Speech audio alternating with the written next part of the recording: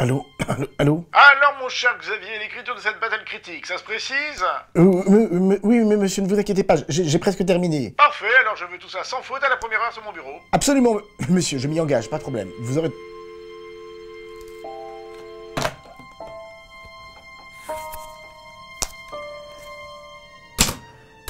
Intérieur, chambre d'hôtel, soir.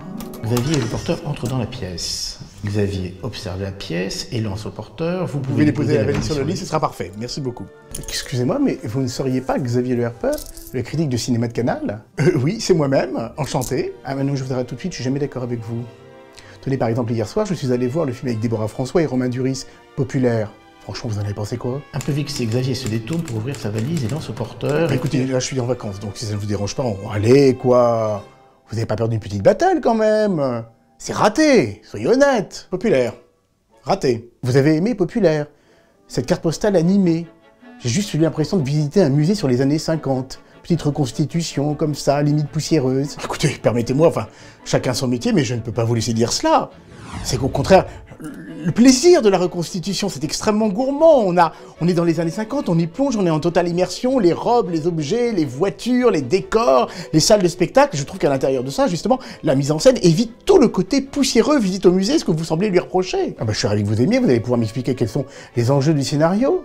Elle leur rencontre, ils s'aiment du premier coup d'œil, ils vont mettre 1h30 à éclairer leur flamme, et en attendant, elle va gagner des concours nationaux et internationaux de dactylographie. Non mais c'est génial. Pauvre en enjeu, mais enfin, c'est une comédie romantique, toutes les comédies romantiques sont pauvres en enjeu.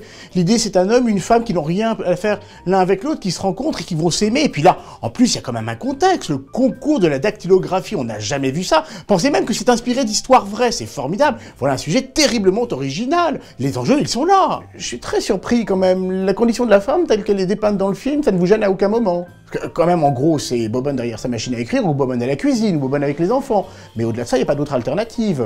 Franchement, on a quand même connu des films plus féministes, plus émancipés. Mais quel féminisme? Nous sommes dans les années 50, nous sommes à la veille du féminisme. Oui, les femmes travaillent comme dactylo, essentiellement. Bon, et alors? On va pas refaire le monde. Puis en plus, je vous signale que si vous regardez bien le film, on est à la veille justement de ces années de révolte et d'émancipation de la femme.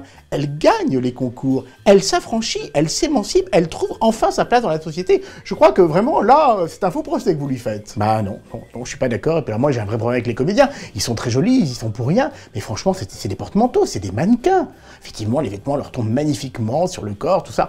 Mais franchement, les personnages sont tellement stéréotypés, qu'est-ce qu'ils ont à défendre? Écoutez, mon petit, vous avez le droit de penser ce que vous voulez, mais je ne peux pas vous laisser dire que Déborah François et Romain Duris sont de simples mannequins. Ce sont des corps élégants, et au contraire, je trouve que la mise en scène, le travail du réalisateur consiste à les photographier, à les faire chorégraphier, comme si justement c'était autre chose simplement que des personnages, des stéréotypes. Il y a quelque chose d'extrêmement emballant dans le film. Limite pop. Pop, populaire. Vous avez fait l'école du rire, vous, hein? Finalement, Xavier cède aux arguments du porteur et concède qu'effectivement le film est raté. Finalement, le porteur est à court d'arguments, ils se sont humiliés par Xavier et décident de partir penaud. Xavier reste le maître incontesté de la bataille critique.